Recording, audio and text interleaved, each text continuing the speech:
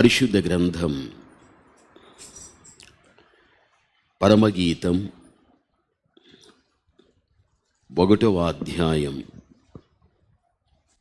పరమగీతం 1వ అధ్యాయం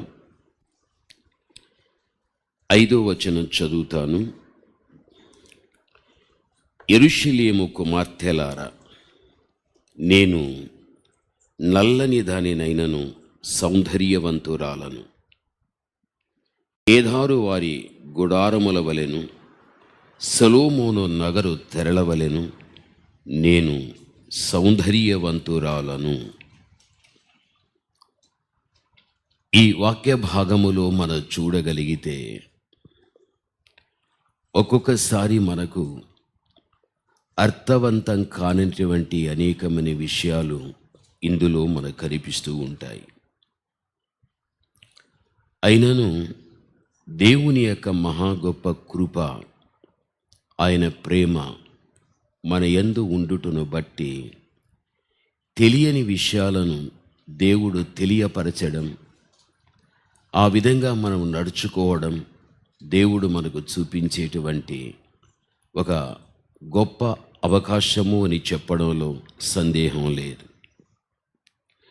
ఎంతోమంది జీవితాలకు వారి జీవించవలసిన విధానం ఇహమందు ఎలా ఉండాలి అని చక్కగా వారు బోధింపబడలేక, సరైన బోధ అనేది లేకుండా తమ స్వబుద్ధిని ఆధారం చేసుకొని లేక మనుషులను ఆధారంగా పెట్టుకొని జీవించేటువంటి వారు చాలామంది ఉంటున్నారు.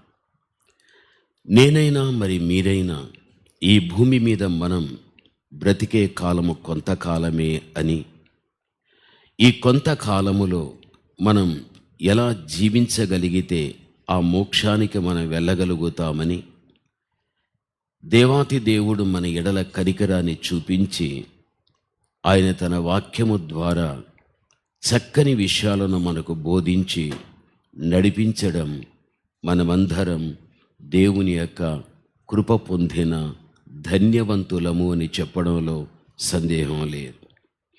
ఇక్కడ మనం చూడగలిగితే, యెరూషలేము యొక్క కుమార్తెలారా, నేను నల్లని దానినైనను సౌందర్యవంతురాలు. కేదారు వారి గుడారము వలెను, సొలొమోను నగరు తెరవలెను నేను సౌందర్యవంతురాలను అని చెప్పబడుతున్నది. పైన మనకు కనిపించినటువంటి యెరూషలేము కుమార్తెలు ఎవరు? 2 సీయోను కుమార్తెలు ఎవరు? 3 బబులోను కుమార్తెలు ఎవరు? పరిశుద్ధ గ్రంథంలో మనం చూడగలిగితే 3 కుమార్తెలుగా మనకు కనబడడం మనం చూస్తూ ఉన్నాం. బబులోను కుమార్తెల గురించి గతంలో ఎన్నోసార్లు చెప్పడము జరిగింది. ఈ బబులోను కుమార్తెలు ఎవరు అంటే, లోకానికి సంబంధించినటువంటి వ్యక్తులకు మనం పోల్చవచ్చు. యెరూషలేము యొక్క కుమార్తెలు అనేవారు యూదా ప్రజలకు మనము పోల్చవచ్చు.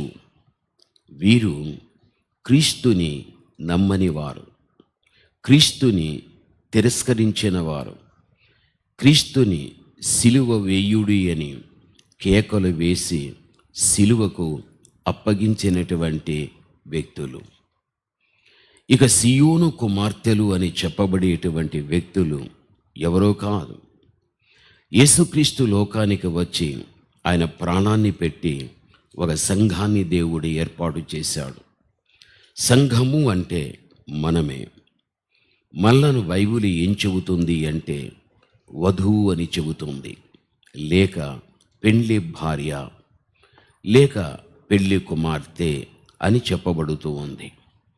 ఇప్పుడు సీయోను కుమార్తెలు అని చెప్పబడేటువంటి మనం యేసుక్రీస్తు ప్రభు యొక్క రక్తము ద్వారా పాపము కడుగుకొని ఒక పరిశుద్ధమైన స్థానాన్ని మనము సంపాదించి ఆయన రాకకు మనం సిద్ధపడుతూ ఉంటున్నాము. కాబట్టే ఈరోజు మనము సీయోను కుమార్తెలుగా పిలువబడుతూ ఉంటున్నాం. సీయోను కుమార్తెలుగా పిలువబడేటువంటి మనలను ఒక చిన్న చూపు చూడడము అనేటువంటిది వాస్తవమైన విషయం ఇది. బైబిలు గ్రంథంలో మనం చూచినప్పుడు బబులోను కుమార్తెలు లోకస్తులే, యెరూషలేము యొక్క కుమార్తెలనేవారు యూదా ప్రజలే అన్నమాట.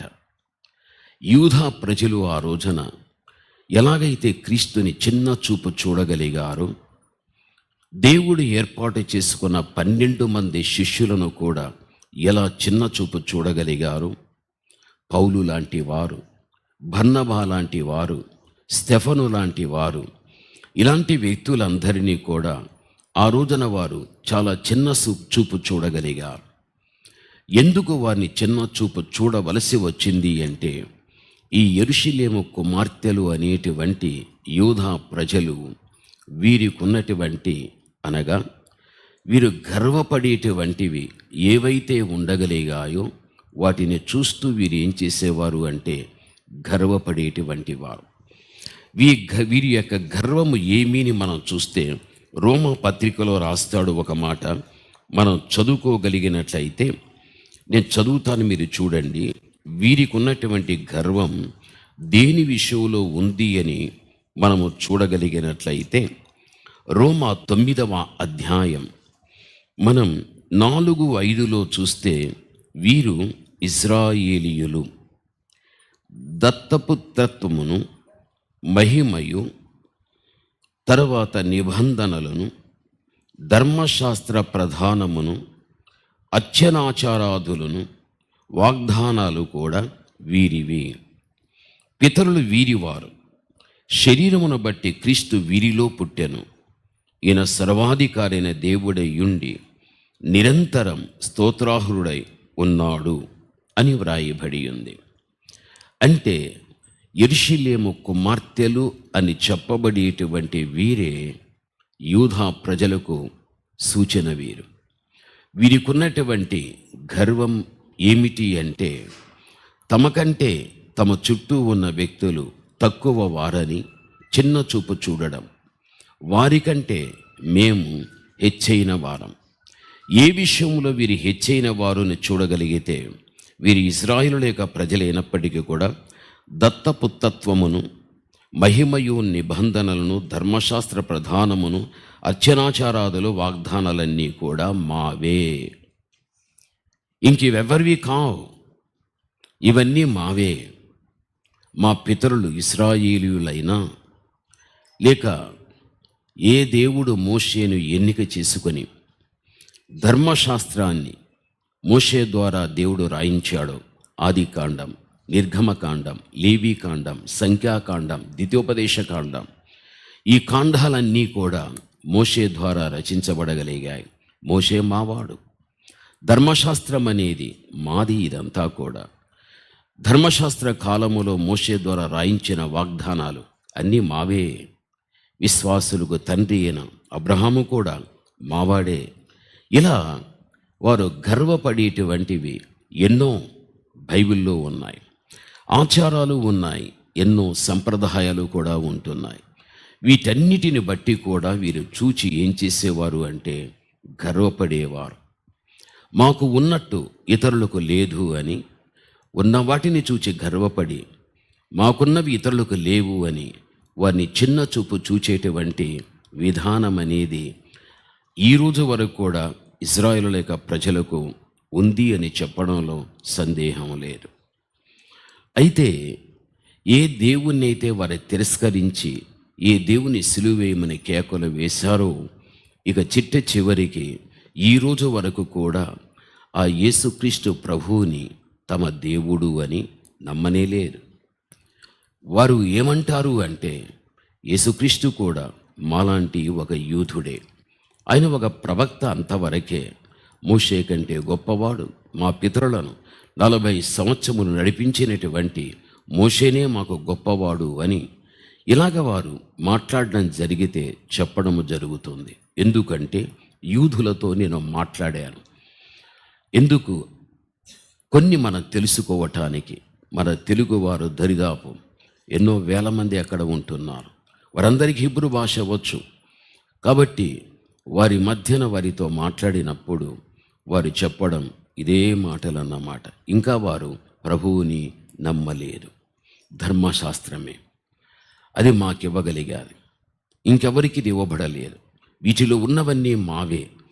అందుకే ఇతరులను వీరు ఏం చేసేవారు అంటే చిన్న చూపు చూసేటువంటి వారు.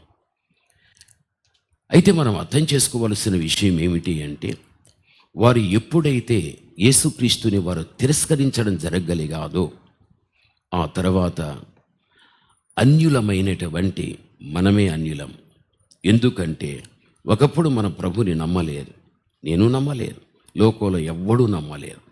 ప్రభువుని నమ్మని ప్రతి వ్యక్తి కూడా ఎవరు అంటే అన్యుడే. అలాంటి అన్యులకు దేవుడు ఆయన చెప్పిన మాట, నన్ను వెదకని వారికి నేను దొరికి తిని. మనము దేవుని వెదకలేరు, అయినా కూడా ఆయనే మనకు దొరికాడు. ఎలా దొరికాడు అంటే, ఏ దేవుడైతే యూదా వంశాన్ని ఎన్నిక చేసుకున్నాడో, ఏ యూదా వంశములో పుట్టాడో, ఆ యూదా ప్రజల సంరక్షణ నిమిత్తంగానే వారిలో అని జన్మించిన ఆ ప్రజలే ఆయన్ని తిరస్కరించిన కారణాన్ని బట్టి ఈ రోజున వెదకకపోయిన మనకు దొరికాడు. కాబట్టి ఈ రోజున క్రీస్తుని మనం అంగీకరించాం, యేసుక్రీస్తు ప్రభుని మనము నమ్మగలిగాం. ఆ ధన్యత దేవుడు మనకివ్వగలిగాడు. ఏ క్రీస్తుని మనము నమ్మి, ఏ వాక్యాన్ని మనము నమ్మి, ఏ క్రీస్తు యొక్క జీవితాన్ని లోకములో వదిలాడో అటువంటి జీవితము జీవించాలని ప్రయాణం చేసేటువంటి సియోను కుమార్తెలుగా పిలువబడేటువంటి మనలను కూడా లోకస్తులు చిన్న చూపు చూస్తూ ఉంటున్నారు. వారిని వారు చిన్న చూపు చూచారు. అయితే ఈ రోజున మనము చూడగలిగితే అన్యులైనటువంటి వారు కూడా క్రీస్తుని నమ్ముకున్న బిడలమైన మనలను చిన్న చూపు చూస్తూ ఉంటున్నారు. ఎంతమంది చిన్న చూపు చూచినప్పటికీ కూడా బైబిల్ ఏం చెబుతున్నా తెలుసా? నేను నల్లని దానినైనను సౌందర్యవంతురాలను అని చెప్పబడుచున్నది. అంటే దీనిని మనము దేనికి పోల్చవచ్చు అంటే, నేను మళ్ళీ చెబుతా, మనము సియోను కుమార్తెలుగా పిలువబడే వ్యక్తులం. సియోను కుమార్తెలు ఎవరు అంటే, మారు మనసు పొంది రక్షించబడి రక్షణ కాపాడుకుంటూ కొనసాగించుకునేటువంటి వ్యక్తులు ఎవరైతే ఆయన రాకకు అన్ని విధములు కూడా ఒక సిద్ధపాటు కలిగి ఉంటారో ఆ వ్యక్తి, ఆ కుటుంబం, ఆ సంఘం అని మనము చెప్పవచ్చు. కాబట్టి ఈ రోజున అటువంటి వ్యక్తులుగా ఉన్న మనము ఎవరు అంటే, మనం బైబిల్ చెబుతుంది, నేను నల్లని దానినైనను సౌందర్యవంతురాలను. బాగా మనం అర్థం చేసుకోవాలి. ఇప్పుడు మనము నల్లని వారం, అయినా మనం ఎవరు? సౌందర్యవంతులము. ప్రభువునందు ప్రియమైనటువంటి వాళ్ళ, ఎలా మనము నల్లని వారం, మనమెలా సౌందర్యవంతులం? అదే మీరు వచనములో చూడండి, 1వ అధ్యాయం 6లో చూస్తే, నల్లని దానినని నన్ను చిన్నచూపు చూడకుడి, నేను ఎండ తగిలిన దానను. నేను ఎండ తగిలిన దానను. గమనించాలి, ఒక వ్యక్తి ఎప్పుడు కూడా ప్రకృతికి సంబంధించిన ఎండలో తన కాలాన్ని గడిపి తను కష్టపడుతూ పని చేస్తూ ఉంటే, ఆ ఎండ దెబ్బను బట్టి మనిషి యొక్క శరీరపు యొక్క వర్ణన రంగు కూడా ఏంగా మార్చబడిపోతుంది? నల్లగా అయిపోగలుగుతుంది. ఎర్రగా ఉన్న వ్యక్తులు ఒక ఎండలో ఎక్కువ కాలం వారు పని చేయుటను బట్టి అక్కడ వారు ఆ ఎండను బట్టి నలుపు ఎక్కడం అనేది జరుగుతుంది. ఇది ప్రకృతిలో జరిగేటువంటి విషయమే ఇది. అయితే ఎండ అనేటువంటిది గమనించాలి, ఇది శ్రమకు పోల్చబడినది. ఎండ దేనికి పోల్చబడ్డది? శ్రమకు పోల్చబడగలిగాది. ఎందుకు అంటే, సూర్యుని యొక్క కిరణాలు ఏదైతే గాన ఈ యొక్క చర్మం మీద పడడం జరగగలుగుతుందో, ఆ సూర్యుని యొక్క కిరణములు చర్మానికి పడినప్పుడు ఎంత వేడి తగులుతుందో, దాని ద్వారా మనకి ఎంత బాధ అనేది కలుగుతుందో.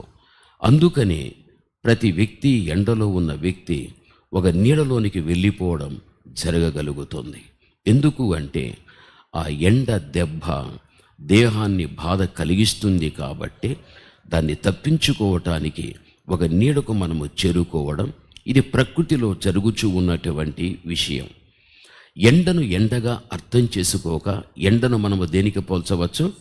శ్రమకు మనము పోల్చవచ్చు. ఈ రోజున దేవుని యొక్క బిడలైనటువంటి మన జీవితంలో కూడా మనము ఎండ తగిలిన వారము, అంటే శ్రమలు కలిగిన వారం, బాధలు కలిగిన వారం, కష్టాలు కలిగిన వారం, దుఃఖపడేటువంటి ఎన్నో ఇబ్బందులు కలిగిన వారం. ఇవన్నీ ఎన్ని మనకు వచ్చినా మనం ఎవరు అంటే సౌందర్యవంతులు అని బైబిల్ చెబుతూ ఉంది.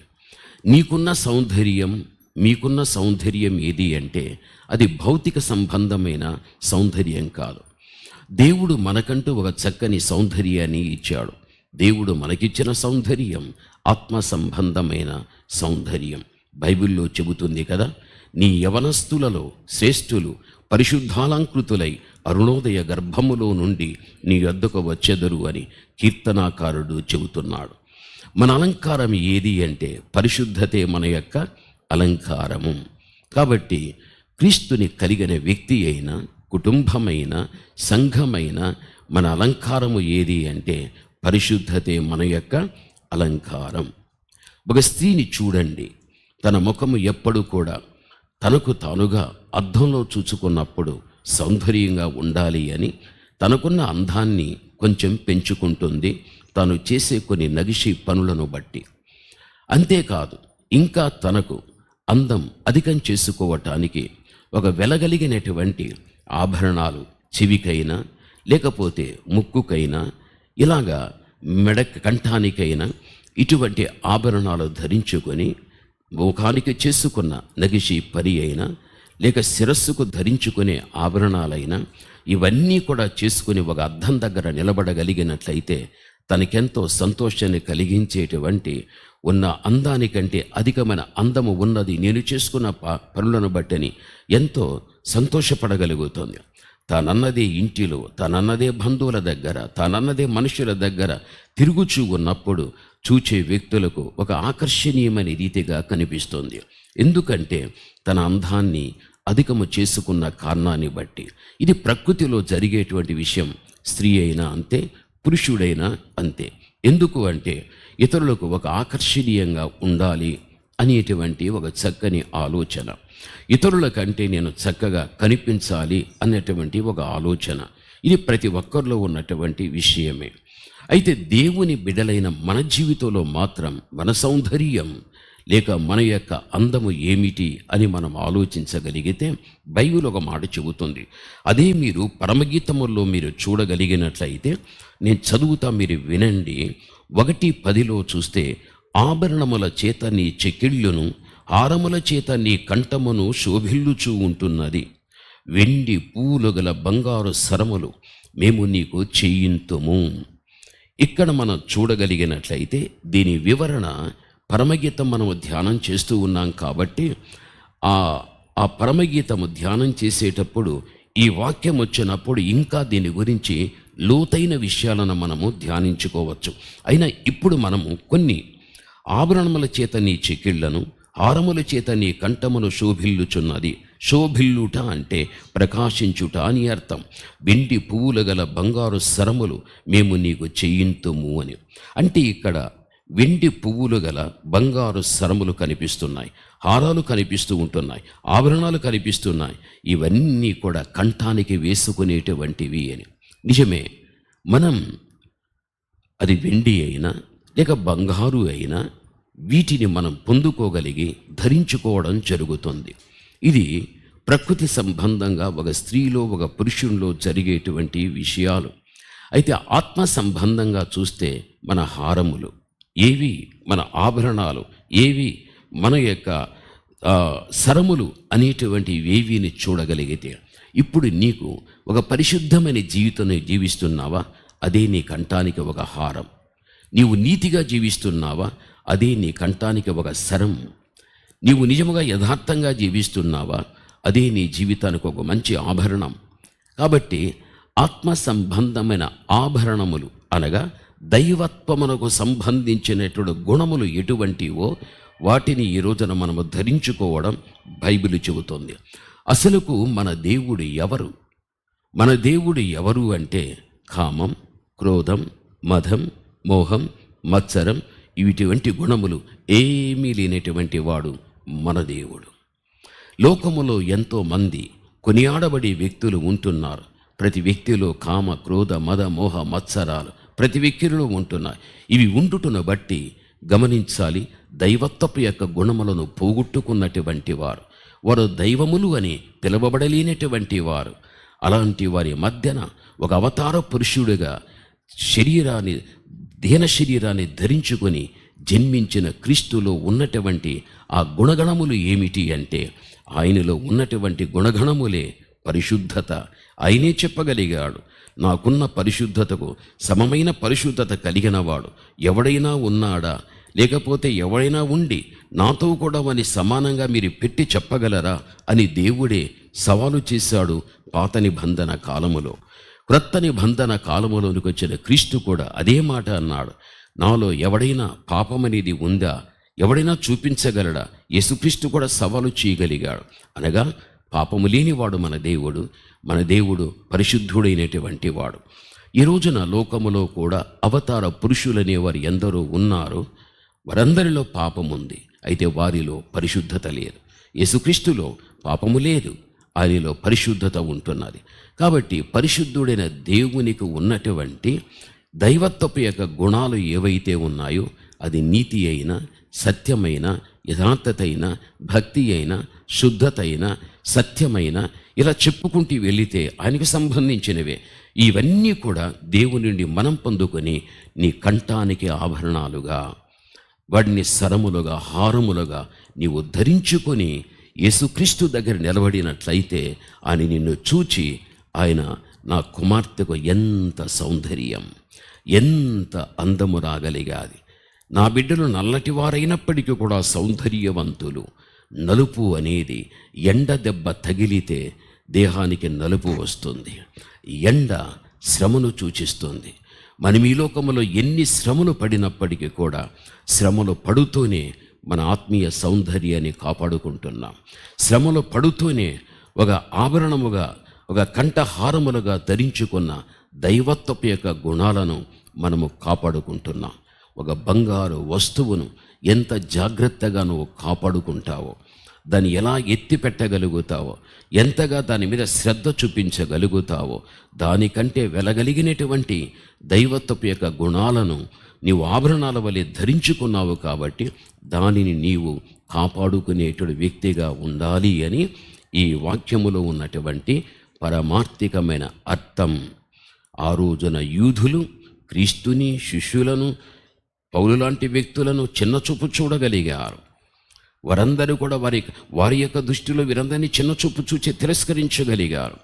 ఎవరైతే గాన దేవునిని, సేవకులను, వాక్యాన్ని తిరస్కరించిరో వారి తిరస్కరించుటను బట్టి యేసయ్య మనకు దొరికాడు.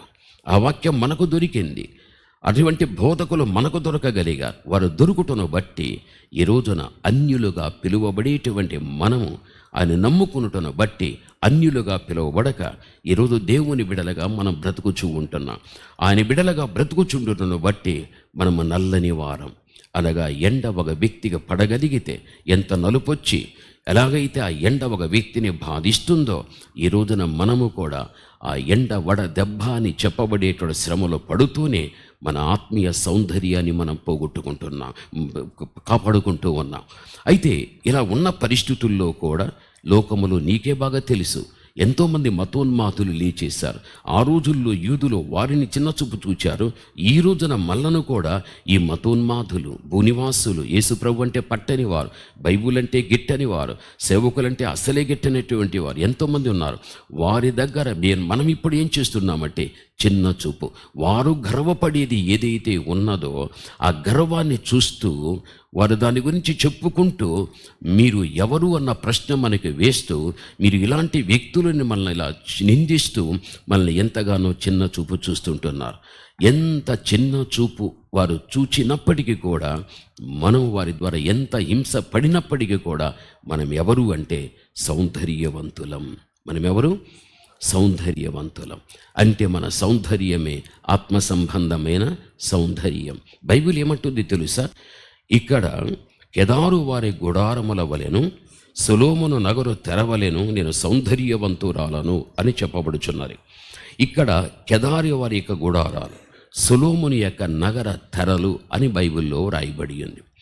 ప్రభునందు ప్రియమైనటువంటి వాళ్ళారా, మీరు గల్ఫ్ దేశాలకు కానీ లేక ఇజ్రాయేలు లేక దేశానికి కానీ మీరు వెళ్ళగలిగినట్లయితే అక్కడక్కడ గుడారాలు వేసి ఉంటారు. ఆ గుడారాలు వేసిన తర్వాత ఆ గుడారాల్లో చక్కని ఫర్నిచర్ వేసి ఉంటారు. అక్కడ ఎవరు కూర్చోరు. చూడటానికి చాలా ఆకర్షణీయంగా ఉంటుంది. చూడటానికి ఎంత అందం అనిపిస్తుంది అంటే అంత అందమని అనిపించగలుగుతుంది. ఆ గుడారము యొక్క వెలుపట నలుపుండని, గుడారము వెలుపట చూడటానికంత మంచిగా లేకపోయినా ఆ గుడారము లోపల మాత్రం చూడటానికి చాలా సౌందర్యంగా ఉంటుంది. దానికో చక్కని ద్వారం అనేది కూడా ఉంటుంది. అయితే వయసు అయిపోయినటువంటి వ్యక్తులు, చాలామంది వృద్ధులైనటువంటి వారు ఆ గుడారాల్లోనికి వెళ్ళి కొంత సమయాన్ని అక్కడ గడిపి కొన్ని మాటలు మాట్లాడుకొని తిరిగి వారి గృహాలకి వారు వెళ్ళిపోతూ ఉంటారు. ఈరోజు కూడా గల్ఫ్ దేశాల్లో కానీ లేక ఇజ్రాయేలు యొక్క దేశంలో కానీ ఇటువంటి గుడారాలను మనము చూడగలం. అయితే ఇక్కడ కెదారు యొక్క గుడారము సొలొమోను నగరు యొక్క తెర అంటున్నాడు. గుడారము బయట ఎలైనా ఉండనీగాక లోపల సౌందర్యం కలిగినది. సొలొమోను యొక్క నగర తెర చూడగలిగితే చాలా సౌందర్యం కలిగినటువంటిది. ఎందుకు అంటే ఈరోజు వరకు కూడా తన తండ్రి అయిన దావీదు కట్టించినటువంటి దావీదుపురం, దావీదు నగరము అనేటువంటిది ఈరోజు వరకు కూడా దేవుడు దాన్ని శిథిలము చేయనివ్వకుండా దాన్ని దేవుడు అలాగే కాపాడాడు. ఆ యొక్క నగరపు యొక్క వీధుల్లో వెళ్ళేటప్పుడు వీధులు చిన్నగా ఉన్నప్పటికీ కూడా ఇటువైపు అటువైపు రాతి గోడలతో కట్టిన వాటిని చూడాలి అంటే ఇలా మనము కిందికి లేకపోతే నేరుగా చూడడం కాదు, కానీ ఇలాగ మనము తల ఎత్తి చూడాలి. ఒక వ్యక్తి తన తలకు రుమాలు కట్టుకొని అలాగా ఆ కట్టబడినటువంటి ఆ నగరపు యొక్క గోడలను చూడగలిగితే ఇలా మనం ఎత్తితే తలకు కట్టుకున్న పాగా కూడా ఊడిపోతుంది. అంత ఎత్తులో ఉండగలుగుతాయి ఆ నగర పరిస్థితి అంతా కూడా. అయితే ఆ నగరానికి వేసేటువంటి తెర అసలుకు వర్ణించలేం, అంత సౌందర్యంతో కూడినటువంటిది. ఇప్పుడు గుడ్డకు వేసే నార ఇది నిజముగా అంత మనకు మెరుగైనటువంటిది, నాణ్యతతో కూడిదే కాకపోయినా ఆ రోజున తెరకు వేసేటువంటి ఆ నారను చూస్తే అది నాణ్యతతో కూడినటువంటిది. ఆనాటి కాలపు యొక్క ఆ వస్త్రములు కానీ ఆనాటి కాలపు వస్తువులు కానీ ఏవైనా కానీ గాక చాలా నాణ్యతతో కూడినటువంటిది. వాటికి అంత సౌందర్యం అనేది ఆ తెరలకు ఉండేటువంటివి, అంత చక్కగా అలంకరించబడేటువంటివి. అందుకని ఇక్కడ మనం చూడగలిగితే నేను నల్లనిదాననైనాను, నేను శ్రమపడినప్పటికీ కూడా నేను సౌందర్యవంతురాలు. కెదారు గుడారము వెలుపట నలుపుండిన దాని లోపల సౌందర్యం ఉంటున్నది. నాకు శ్రమలనేవి వచ్చినా నేను ఆత్మీయ సౌందర్యవంతురాలని. సొలొమోను నగరు యొక్క తెర ఎంత సౌందర్యంగా ఉందో అంత ఆత్మీయ సౌందర్యాన్ని నేను కలిగిన ధారని. ఎంతమంది చిన్న చూపు చూస్తే ఏముంది, ఎంతమంది నన్ను అసహించుకుంటే ఏముంది, ఎంతమంది నన్ను బాధించగలిగితే ఏముంది, ఈ ఎండ అనేది ఎంత నలుపును కలిగిస్తుందో, ఆ శ్రమ ఎంత నాకు వచ్చినా నాకేమున్నది అని అర్థాన్ని తెలియపరుస్తుంది ఈ వాక్యం. బైబిల్ ఒక మాట చెబుతుంది, చదువుకుందాం. అదే మన పరిశుద్ధ గ్రంథములో మనము చూడగలిగితే ప్రభునందు ప్రియమైన వాళ్ళారా, ఆదికాండం 25వ అధ్యాయం మనం 13లో చూస్తే కెదారీయుల ఇష్మాయేలు యొక్క సంతతి వారు అని ఆ వాక్యంలో మనకు చెప్పబడుచున్నది. నిజమే, బైబిల్ గ్రంథంలో మనకు అబ్రహాము యొక్క కుమారుడైనటువంటి అంటే హాగరు యొక్క కుమారుడైనటువంటి ఇష్మాయేలు యొక్క 2వ కుమారుడే ఈ యొక్క కెదారీయులు. ఈ కెదారీయుడు అది మనకు బైబిల్లో తెలియపరుస్తూ ఉంటున్నది. అయితే అబ్రహాము కుమారుడైన ఇష్మాయేలు యొక్క 2వ కుమారుడుగా ఈ యొక్క కెదారువాడు కనిపిస్తూ ఉంటున్నాడు. వీనిని గురించి బైబిల్లో చూస్తే కీర్తన 120వ అధ్యాయం 5లో చూస్తే కెదారు గుడారముల యొద్ద కాపురమున్నాను. చూడండి, కెదారు గుడారముల యొద్ద నేను కాపురముంటున్నాను. నిజమే, గుడారాలు పైకి నలుపుగా ఉండిన లోపల ఇవి మాత్రం సౌందర్యంగా ఉండగలుగుతాయి.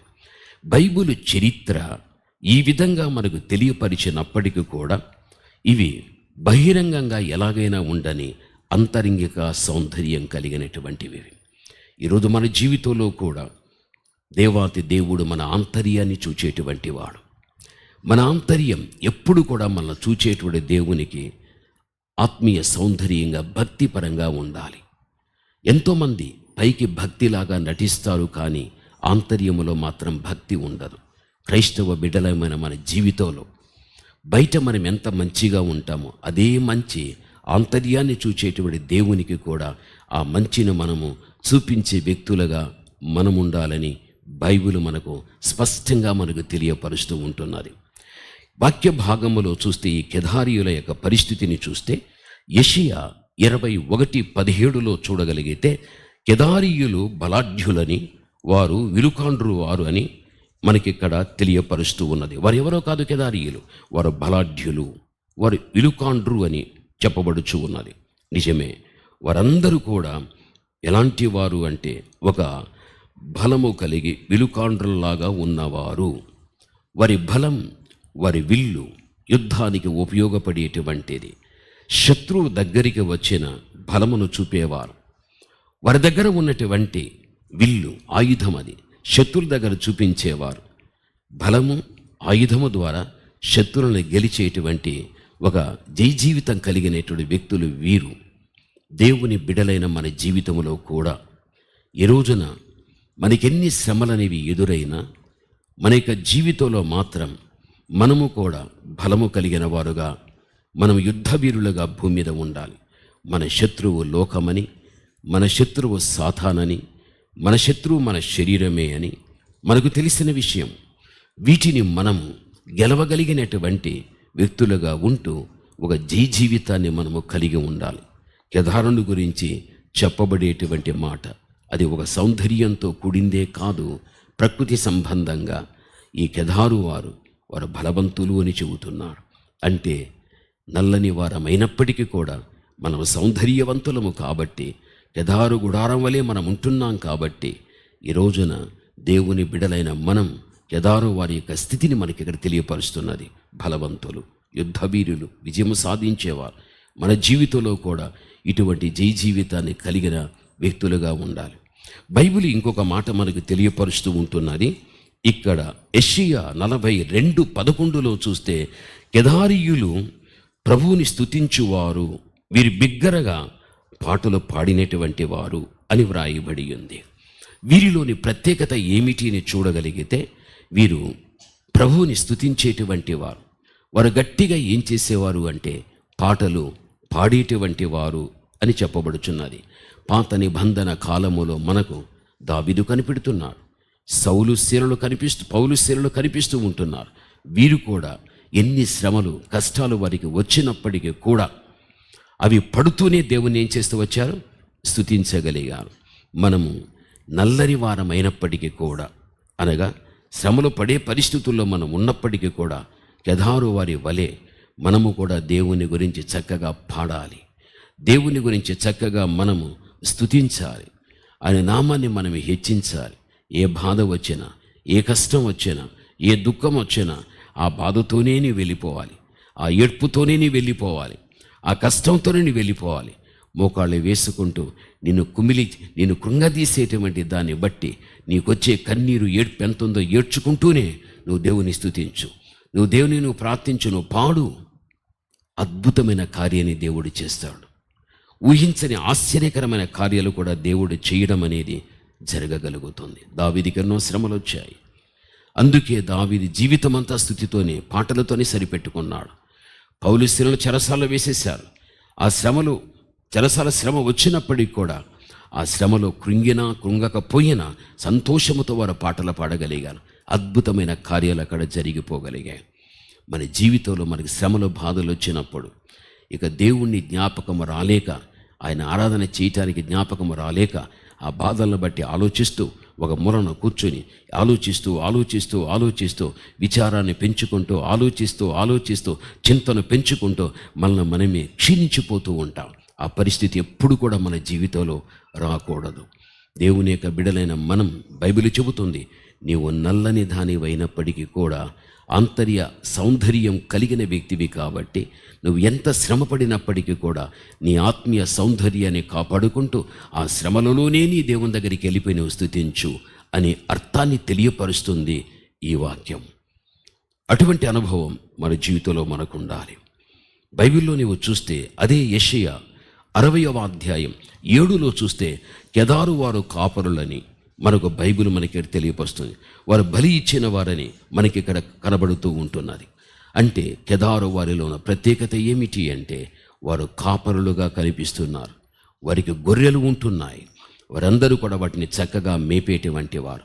వారు దేవుని యొక్క బలి నిమిత్తముగా వాటిని అప్పగించేటువంటి వారు అని బైబిల్ మనకి తెలియపరుస్తుంది. ఈ విధంగా కెదారు వారిని గురించి బైబిల్ గ్రంథంలో ఇంకా ఎన్నో మనకు విషయాలు ఉంటూ ఉన్నాయి. ఈ సమయమందు మనము గమనించవలసిన విషయం, ఆ రోజున యూదులు, ఆ రోజున క్రీస్తుని, ఆ రోజున శిష్యులను, ఆ రోజు దేవుడు ఏర్పరచుకున్న సేవకుల్ని ఏ విధంగా చిన్న చూపు చూడగలిగి వారికి ఉన్న దాన్ని బట్టి గర్వపడుతూ రాగలిగారో, వారు తిరస్కరించిన కారణాన్ని బట్టి క్రీస్తు మనకు దొరికి మనం ఆయన అంగీకరించటను బట్టి ఈ రోజున ఈ లోకస్తులు కూడా వారిలాగానే మనల్ని ఏం చేస్తూ ఉంటున్నాడు, చిన్న చూపు చూస్తూ ఉంటున్నారు. మనలను వారు ఏం చేస్తుంటున్నారు అంటే శ్రమలు పెడుతున్నారు, బాధలు పెడుతున్నారు. ఎన్ని ఉన్నప్పటికీ కూడా నీవు సౌందర్యవంతురాలమనే మాటను మరిచిపోవద్దు. నీవు కెదారు గుడారం వలె ఉంటున్నావు. గుడారము వెలుపట ఎంత నలుపుండినా దాని గుడారము లోపల సౌందర్యం ఉంటున్నది. కాబట్టి జీవితంలో ఎన్ని శ్రమలు నువ్వు పడినప్పటికీ కూడా నీలో ఉన్న ఆత్మీయ సౌందర్యాన్ని నువ్వు కాపాడుకుంటూ నువ్వు ఉండిపో.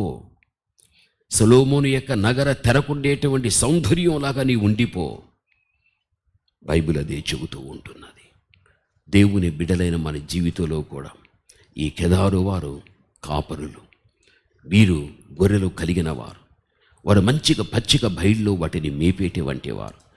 అవి మంచిగా బలిష్టమైన తర్వాత దేవుని బలి నిమిత్తము వారు అప్పగించేటువంటి వారని బైబిల్ మనకు చెబుతూ ఉంటున్నది.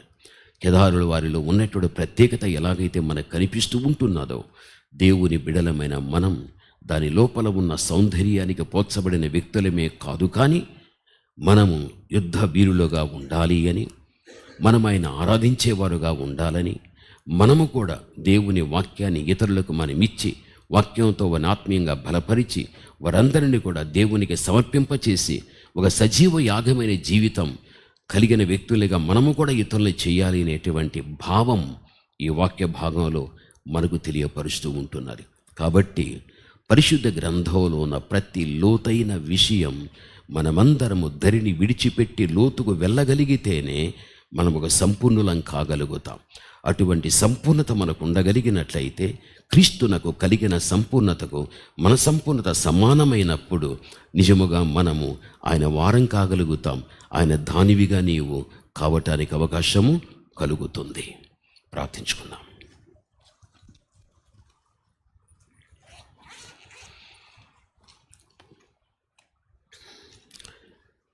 సింధు ప్రార్థన చేస్తుంది.